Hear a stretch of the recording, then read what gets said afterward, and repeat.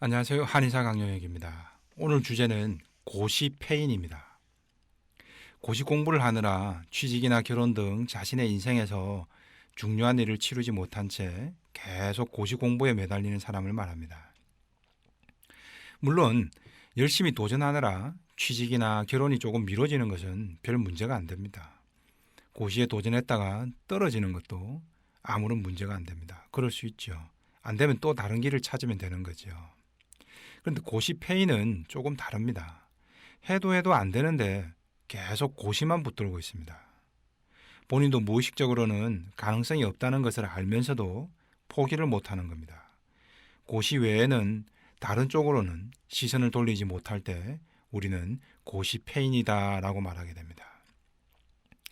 그런데 이런 고시 폐인들이 생각보다 많습니다. 저도 환자들을 보면서 대한민국에 이렇게 많은 종류의 고시와 고시생들이 존재하는구나라는 걸 알게 됐습니다. 사시, 행시, 외시 등 전통적 고시는 물론이고 교사가 되려면 임용고시를 통과해야 됩니다. 또 각종 공무원 시험도 직업의 안정성 때문에 선호하는 분야가 되다 보니 합격하기가 하늘의 별 따기라고 합니다. 기자나 PD가 되기 위해서도 언론고시라고 불리는 좁은 관문을 통과해야 됩니다. 이외에도 경찰관, 소방관, 기관사 등등 복잡하고 까다로운 시험을 통과해야만 내 꿈을 이룰 수 있는 첫 관문에 진입하게 됩니다. 이외에도 각종 자격증을 취득하기 위한 공부들도 만만치 않습니다. 세무사나 건축사도 자격을 취득하려면 정말 하늘의 별 따기라고 합니다. 대기업 취업 관문도 어쩌면 고시 못지않은 고시입니다. 그래서 삼성고시라는 말도 있죠. 그런데 이는 20대만의 문제도 아닙니다. 공인중개사 같은 경우는 40, 50대들도 몇 년씩 고시대열에 합류하게 됩니다. 그런데 이런 도전 과정에서 강박증이나 공황장애, 우울증 등 여기저기 몸이 아프고 마음이 아파서 내원하는 경우가 많습니다.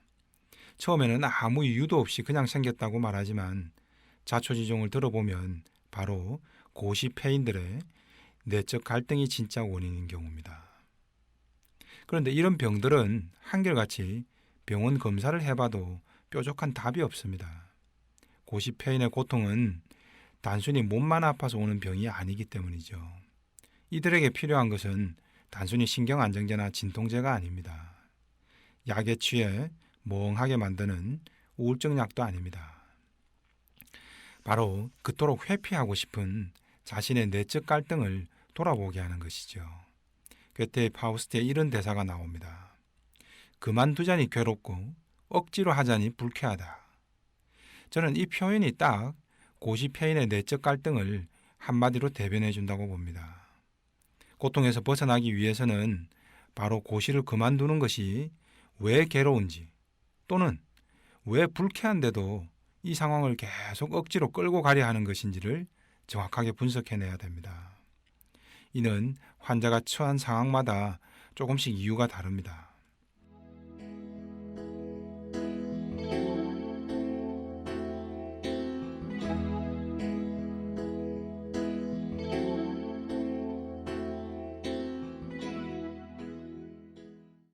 실제 환자 사례를 한번 보시겠습니다. 공무원 고시만 벌써 5년째인 20대 청년 A씨의 사례부터 한번 보시죠.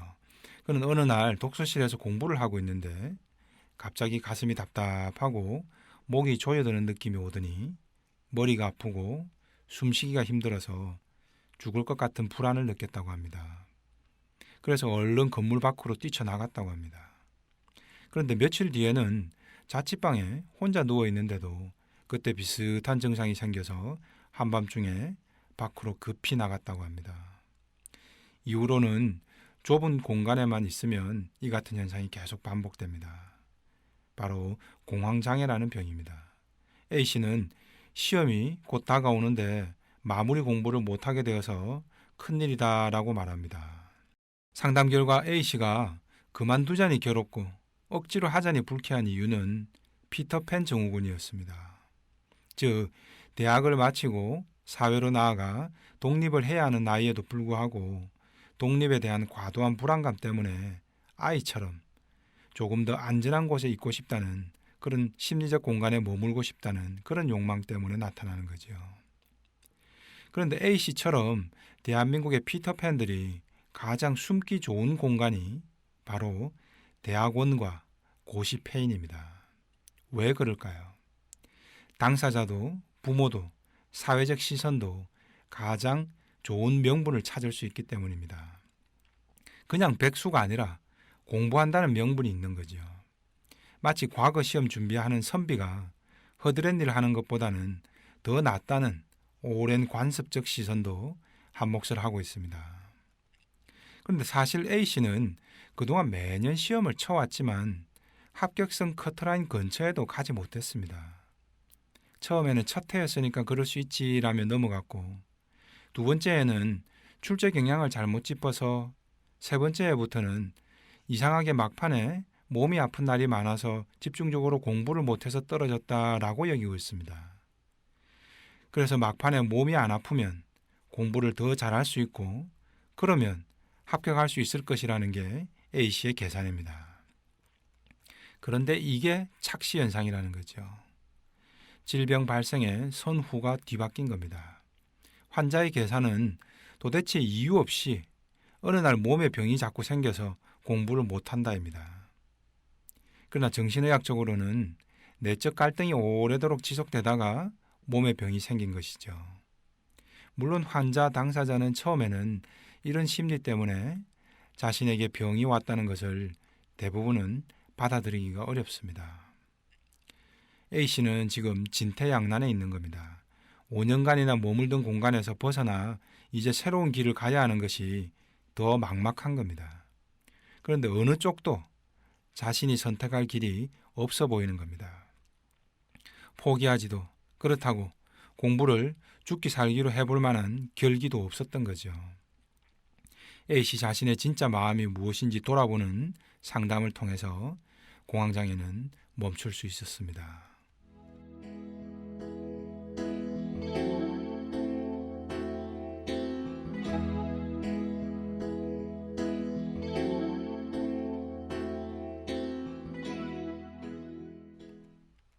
피터팬 증후군뿐만 아니라 지나친 자긍심이 원인인 경우도 있습니다. B씨는 명문대를 나왔지만 사법고시를 3년째 떨어졌습니다. 그리고 법학전문대학원 진학도 시도했지만 2년째 합격을 못하고 있습니다. 그러던 중에 가슴이 답답하고 불면증이 지속되다가 우울증이 생겼습니다. B씨는 사실 이제는 공부를 더 한다고 해도 시험을 통과할 자신이 없습니다. 그럼 어떻게 해야 할까요? 아쉽지만 포기해야죠. 그리고 기업 취업이나 합격 가능성이 조금 더 높은 공무원 시험 등으로 방향을 돌려도 됩니다. 하지만 B씨에게 사실을 포기한다는 것은 죽음만큼이나 불행하고 자신이 나락으로 떨어지는 것 같다라는 착각에 갇혀 있는 겁니다. 나는 사시 공부하던 엘리트인데 이제 와서 취업이나 하는 건 자존심이 용납하지 못한다는 계산이죠. 작은 역할이라고 하찮게 여기면서 피해버리고만 있는 거죠. 그렇다고 한 해 더 힘차게 다시 도전해볼 용기도 안 나다 보니 진퇴양난에 갇혀 있는 거죠. 그러면서 계속 하루하루 고시패인으로 청춘의 시간은 흘러가고 있습니다. 그가 붙잡고 싶은 명분은 사법고시 도전 인정서 같은 거죠. 나 이래봬도 미래 판검사를 꿈꾸는 고시생이야 라는 자부심을 포기하기가 어려운 겁니다. 그에겐 사법고시 합격증 다음 가는 자격증 정도로 인식되고 있는 겁니다.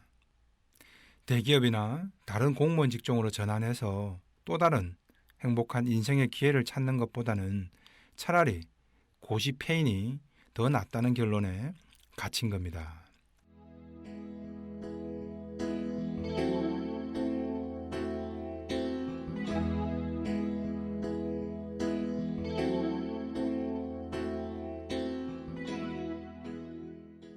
고시 페인이 되는 데는 부모님의 영향이 큰 경우도 있습니다. C씨도 벌써 5년째 임용고시를 보고 있습니다. 3년간 전력으로 다 하다가 계속 실패하자 집안 형편도 넉넉지 않아 낮에는 기간제 교사 생활을 하면서 밤에만 공부를 하고 있습니다.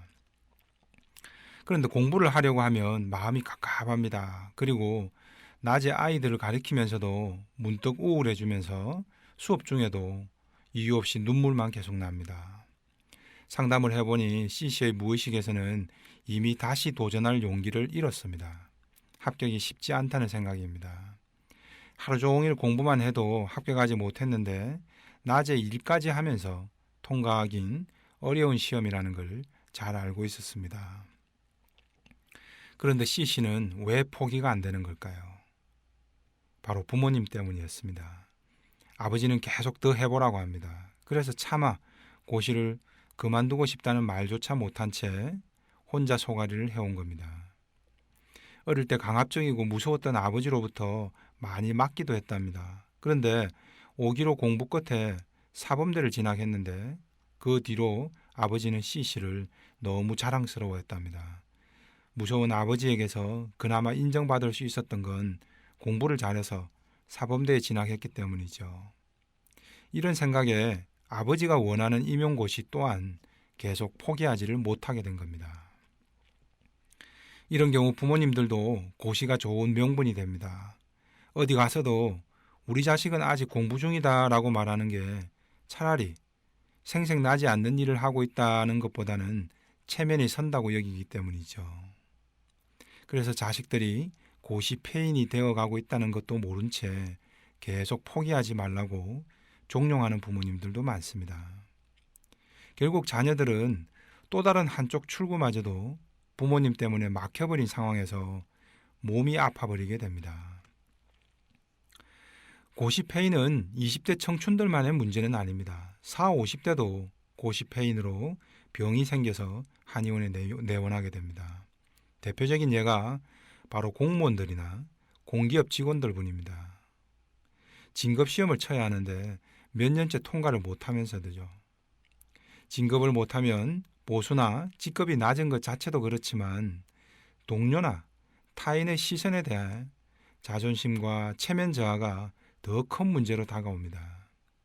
결국 시험 불안이 가중되고 자기 보호 반응으로 여러 가지 병이 생기게 됩니다.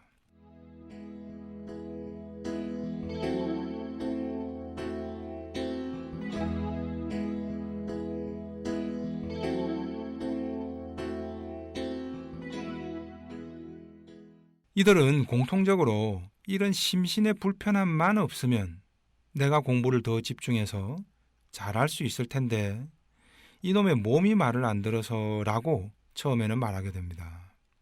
그래서 신체적 증상을 개선시키는 데만 온 시선을 집중하게 됩니다. 하지만 이게 내 마음의 착시에서 비롯된다는 것을 깨달아야 병이 낫습니다. 그런 착시 속에는 결국 내 욕심이고 게으름이 존재하더라는 겁니다. 안 되는 걸 끝까지 고집하는 건 내 욕심입니다. 2m 높이를 뛰어넘지 못하는데도 계속 2m 높이에 도전하겠다고 뛰어넘겠다고 하는 것은 아름다운 도전 정신이 아니라 무모한 고집이자 욕심이라는 거죠. 그리고 포기하지 못하는 건 게으름입니다. 지금껏 노력해왔던 것들을 싹 잊어버리고 이제 또 다른 분야로 가서 제로 베이스에서 다시 시작해야 하는 상황에 직면한 겁니다. 그런데 그렇게 다시 밑바닥에서 출발하려니 귀찮은 겁니다. 그게 바로 내 게으름이라는 거죠. 치료자로서도 환자의 내면에 이런 욕심과 게으름의 실체를 일깨워주는 과정이 때로는 가혹하게 느껴집니다. 하지만 약만 먹으면서 회피만 하면 이 병은 낫기가 힘듭니다. 그러는 사이 자신의 청춘도 삶도 계속 녹슬어갈 수밖에 없습니다. 도전은 아름다운 것입니다. 고시든 사랑이든 청춘의 특권이죠. 하지만 모든 도전이 성공할 수는 없습니다. 도전해서 성공할 수도 있고 실패할 수도 있습니다.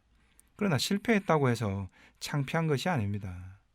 고시란 수많은 내 인생의 선택 가운데 겨우 한 가지였을 뿐입니다.